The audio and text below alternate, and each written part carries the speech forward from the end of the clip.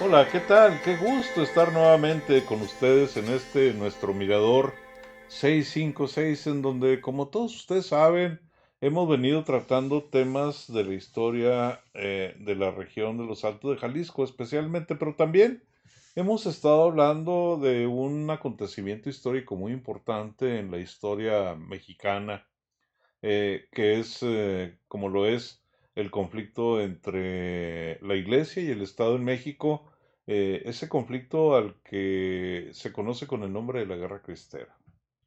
Y bueno, hemos venido tratando este tema ya de un tiempo a la fecha, y me parece que sin haber agotado totalmente el tema, creo que es momento de pensar en modificar o en cambiar o en encontrar otros temas susceptibles de ser abordados en este maravilloso espacio. Y para eso, bueno, vamos a abrir un paréntesis con relación a la Guerra Cristera y vamos a poner una especie como de punto final, pero un punto final sui generis. Esto quiere decir, no es final absoluto, quiere decir nada más que vamos prácticamente a partir de la próxima emisión, vamos a empezar a hablar de temas diferentes a los que hemos venido tratando. Pero el día de hoy yo he tenido la necesidad de hablar un poquito acerca de mi trabajo en la región de los Altos de Jalisco. ¿Qué es lo que me permitió a mí investigar este tema en la región de los Altos? ¿Cómo la pasé? ¿Cómo lo viví? ¿Cómo me sentí? ¿Cómo me enriquecí como ser humano? ¿Cómo hice por fortuna, nuevos y numerosos amigos y cómo me reencontré con mi propia historia? Pero de entrada, déjenme decirles que para poder hablar yo de lo que estuve hablando, hice un trabajo de investigación de más de 20 años. Estuve haciendo por lo menos cuatro estancias mayores en los Altos de Jalisco, y estuve revisando archivos en México, en Guadalajara, en la región de los Altos de Jalisco, archivos civiles y militares, archivos económicos incluso. Y todo eso me fue dando la oportunidad de conocer cómo es, cómo piensa, cómo ha sido a través de los tiempos la gente, la región de los Altos de Jalisco. Y me ha permitido, bueno, les decía yo hace un momento, reencontrarme con mi propia historia, porque yo mismo nací en un pueblo alteño. Yo nací en un pueblo que se llama Jalostotitlán, coloquialmente todo el mundo le dice Jalos. Está en un tramo que existe entre la ciudad de San Juan de los Lagos, un centro de culto mariano muy importante en este país, yendo de ese centro mariano a la ciudad de Guadalajara. Inmediatamente el primer pueblo que se encuentran es el pueblo de Jalostotitlán. Y ahí fue donde yo nací ya hace 74 años.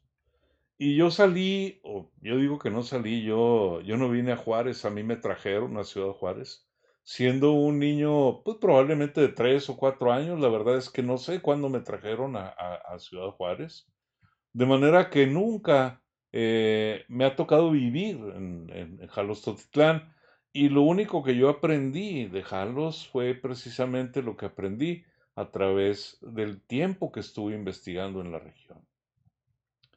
¿Cómo fue que llegué? ¿Cómo fue que tuve que identificarme?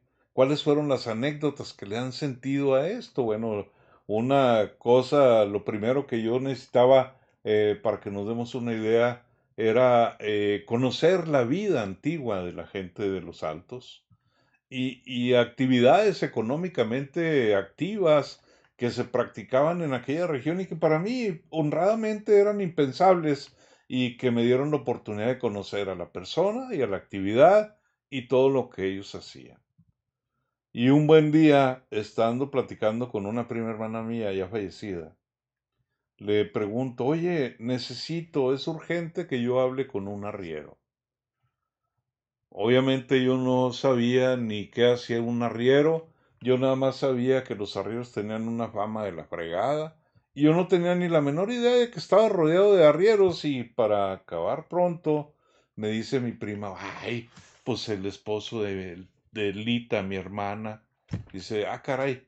Sí, dice, Jesús, él es arriero, él fue arriero, dice, muchos años.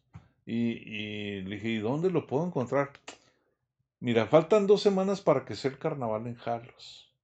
Y cuando venga el carnaval, aquí lo vas a poder ver. Aquí vienes a la casa y aquí platican y aquí están más a gusto y aquí pueden hacer lo que ustedes quieran. Pasaron las 2 semanas. Llego, me encuentro al señor Jesús de referencia, un tipo ya mayor, ya bastante mayor, que medía en aquel entonces, no sé, probablemente como 1,90 m, imagínenselo. Y todo era una persona fuerte todavía. Y empezamos a platicar nada más de cosas intrascendentes, efectivamente, en la etapa del carnaval. Y me dijo, ¿vas a ir a la corrida de toros? Sí, sí, voy a ir a la corrida de toros. Dice, ¿qué te parece si nos vemos allá en la plaza y luego ya nos venimos para acá? Pues, órale, me parece buena idea. Dice, y ya platicamos. Y bueno, cuando hay un carnaval, pues la fiesta está en la noche, pero si él a esa hora podía o a esa hora quería, pues para mí era una hora adecuada. Nos encontramos en la Plaza de Toros, estuvimos en lugares contiguos, estábamos, la Plaza de Toros está en una orilla del pueblo y la casa de mi prima estaba a la otra orilla. Y en ese momento no había taxis, no había nada, había mucho ruido. Y el señor, pues ya era un señor bastante mayor, dije, y pues yo no era un chavalo, ¿verdad? De manera que nos habíamos echado nuestros alcoholes, los dos, y ahí veníamos caminando por toda la calle Guadalupe González, así se llama, y luego agarramos ya por la salida, por la calle Mina, para la salida de Guadalajara, que fueron alrededor, no sé, quizá unos 2 o 3 kilómetros lo que caminamos, pero me aventé esos 2 o 3 kilómetros casi cargando a nuestro buen amigo Jesús. ¿Qué me contó? Me contó maravillas del pueblo. ¿Qué me dijo? Cosas maravillosas de su actividad como arriero, y algo que era para mí bien importante era lo relativo a la vestidura que usaban, a la ropa, al ropaje que usaban los arrieros, que era una forma muy especial. Y para mencionar algo que era verdaderamente diferente, voy a mencionar solo una prenda, que eran los guaraches. ¿Usaban guaraches? Sí, es una zona donde se usan muchos guaraches. Es una zona muy interesante y no siempre fue una zona con recursos económicos. Y cuando usaban sus guaraches, les ponían unos como garbanzos, así los definía él. Y para que se den una idea, eran unas especies como de cascabeles, como los que traen los zapatos de los niños, cuando empiezan a caminar, que les pone uno los cascabeles para que suenen, para saber dónde andan. Entonces ellos se ponían esos como garbanzos para que sonaran y para que los animales a los que iban arriando escucharan el sonido y conforme iban caminando escuchaban el sonido y se iban guiando por el sonido y los animales iban caminando.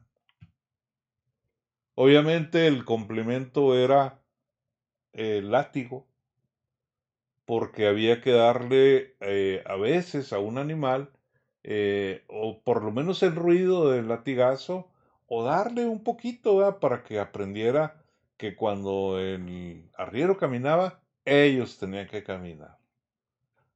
Eso no lo hubiera aprendido si no hubiera platicado con Jesús. Y eso no lo hubiera encontrado en ningún libro y no hubiera tenido la manera de compartirlo con ustedes.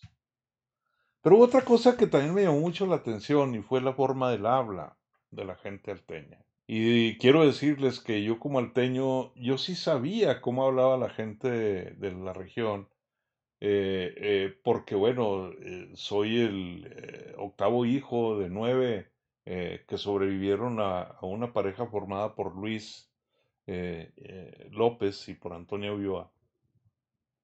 Y cuando yo llegué aquí a Ciudad Juárez, cuando me trajeron, obviamente yo aprendí a hablar de mis mayores, de mis hermanos, de mis padres.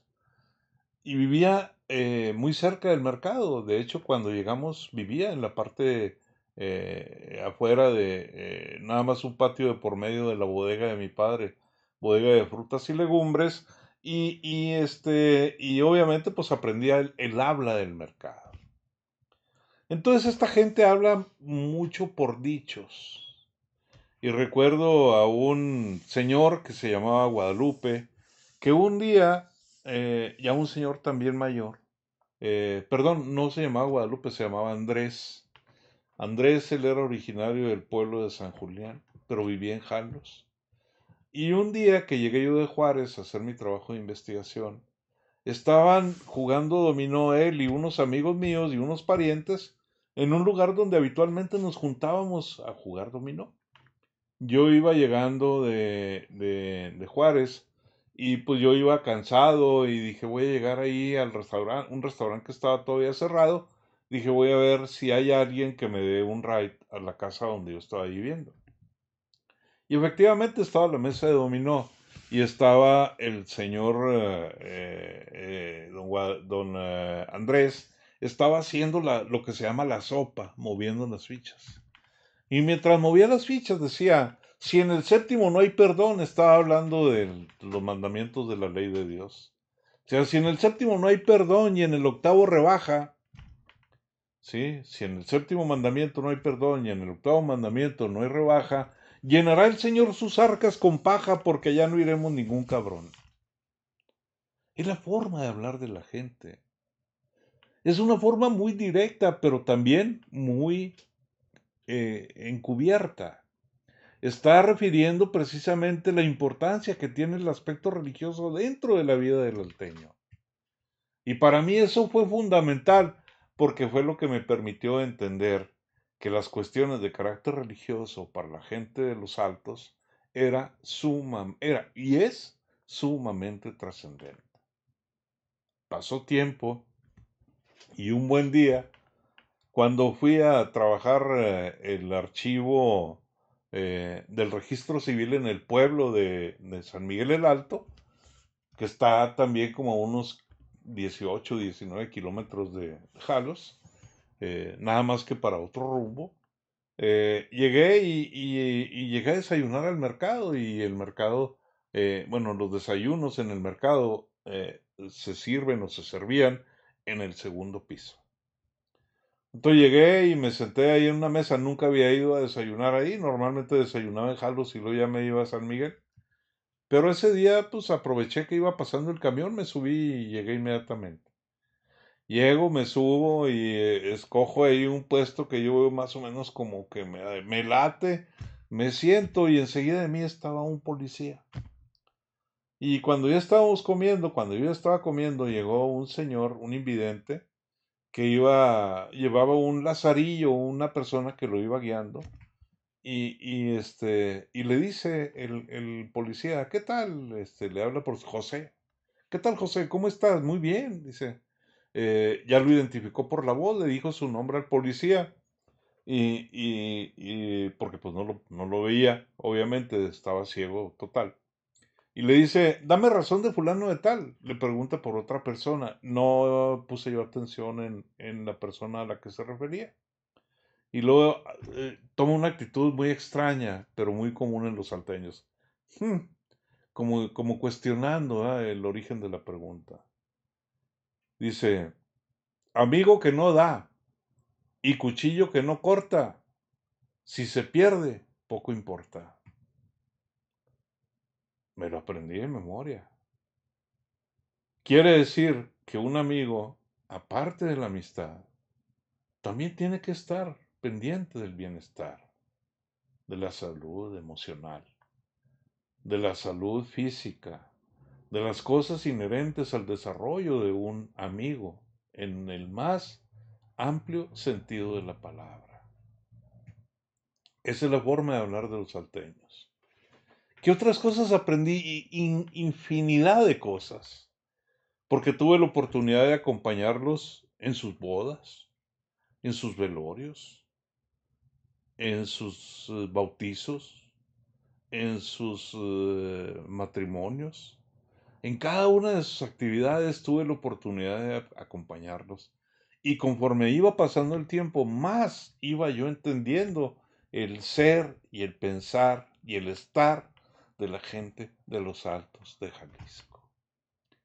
En ese sentido, puedo decirme afortunado porque aprendí cosas verdaderamente impresionantes y quiero decirles que logré construir amistades muy entrañables y bueno, lamentablemente algunos ya no están con nosotros, algunos ya no están en este plano.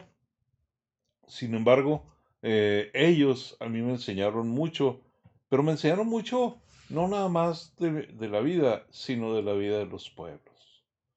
Otra cosa que también aprendí, y esto fue con dos jóvenes que estaban en esa época sumamente tatuados, no era lo común ver a la gente tan tatuada.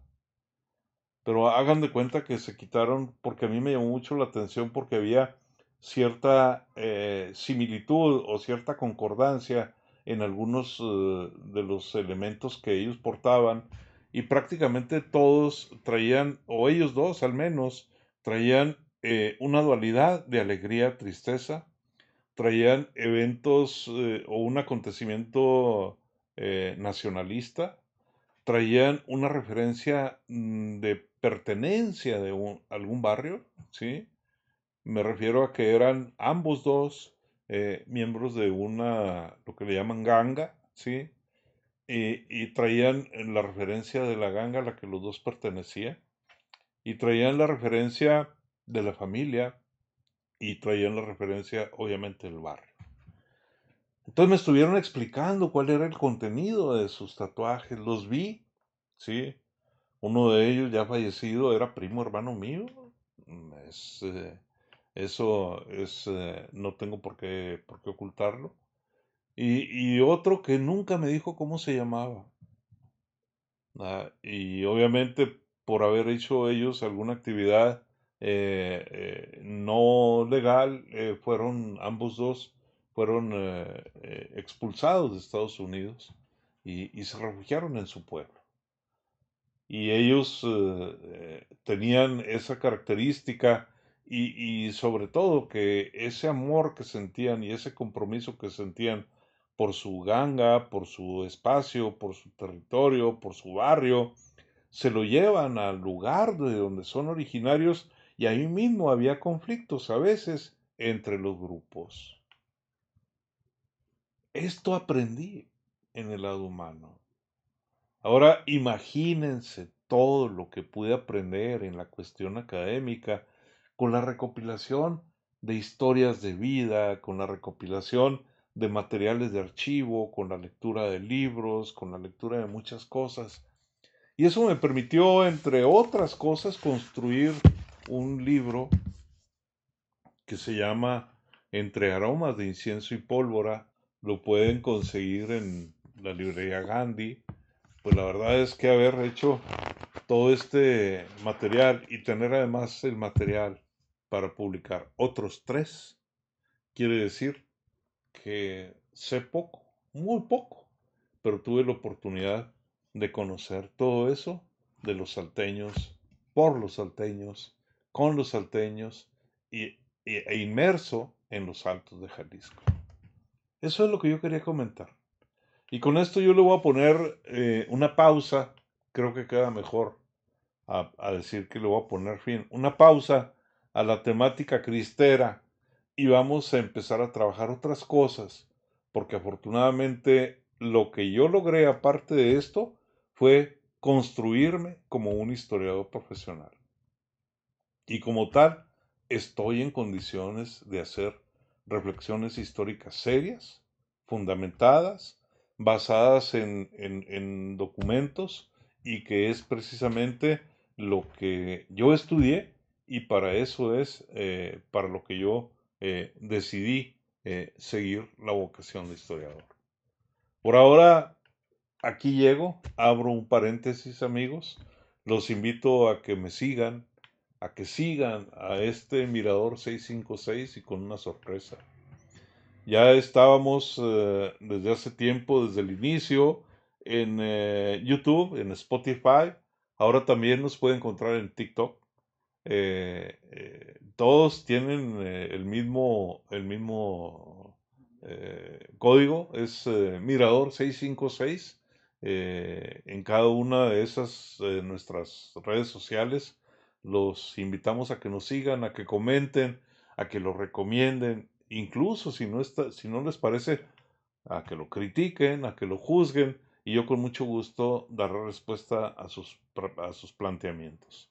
Quiero agradecer, por supuesto, que nos hayan visto, que nos hayan regalado su tiempo y sobre todo, quiero agradecer que me den la oportunidad de poder interesarme cada vez más en ampliar la información relativa a los temas que se tratan en Mirador 656. Gracias pues por seguirnos, gracias por sus comentarios, gracias por sus likes, gracias por todo lo que hasta este día nos han venido dando y espero que continúen apoyando este proyecto. Muchas gracias. Por ahora, pues, hasta aquí quedamos y no me queda otra cosa más que desearles que tengan ustedes un excelente tiempo todo el tiempo. Hasta luego.